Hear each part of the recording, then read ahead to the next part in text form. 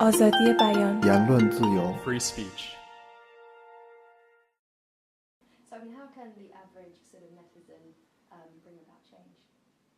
You see, I'm very suspicious of the very term netizen because no one who uses that term seriously has so far shown me how the concept of netizenship relates to the broader concept of citizenship, right? So unless someone makes that connection explicit and makes it intellectually substantial from a broader political philosophy, political theory perspective, I refuse to use that term, except when I really turn on my populist mode and I have to engage in discourse. People already use the term netizen, so maybe I'll do it this time too.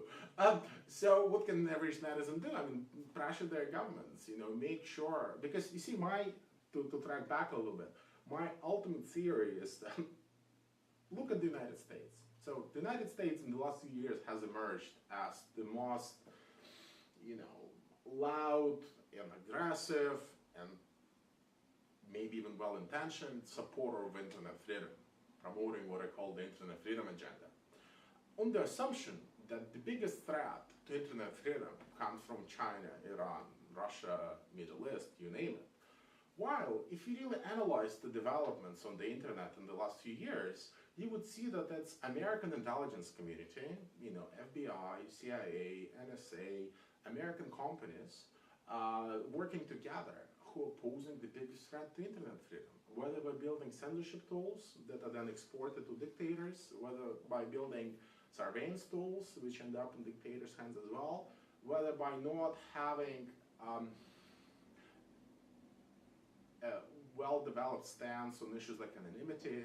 There is a whole bunch of issues. They're all Western issues. They all need to be regulated domestically. So if you really buy into that premise, that what emerges is that the biggest threat to internet freedom is in America and in the West, not in Iran or China.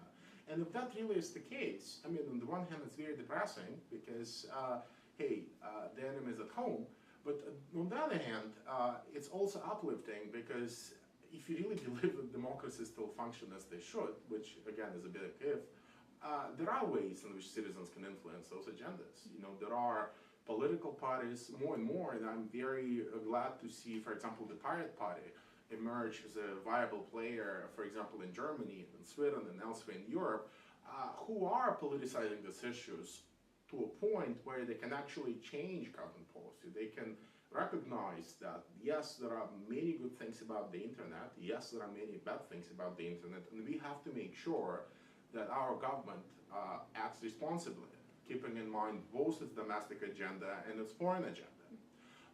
So I think what citizens can do is try to see this space as political and try to see who are the key players, who are the key actors and entities and institutions that they can influence in order then to push governments to behave more responsibly.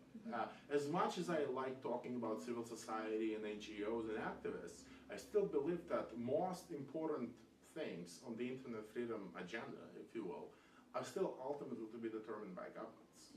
And it's those governments that need to be pushed around, and this is where citizens, of course, can exert the greatest change. I mean, there are many other smaller things citizens can do.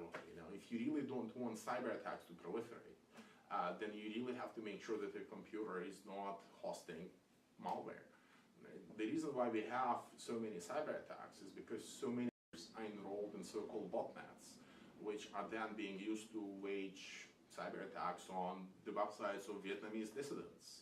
And as long as each of us doesn't really investigate what's going on inside our laptop when we're not using it, the odds are that, yes, our computer is launching those cyber attacks as well. So there is, I think, an element of internet and computer literacy that needs to be built in, where citizens themselves need to be aware of what their responsibilities are.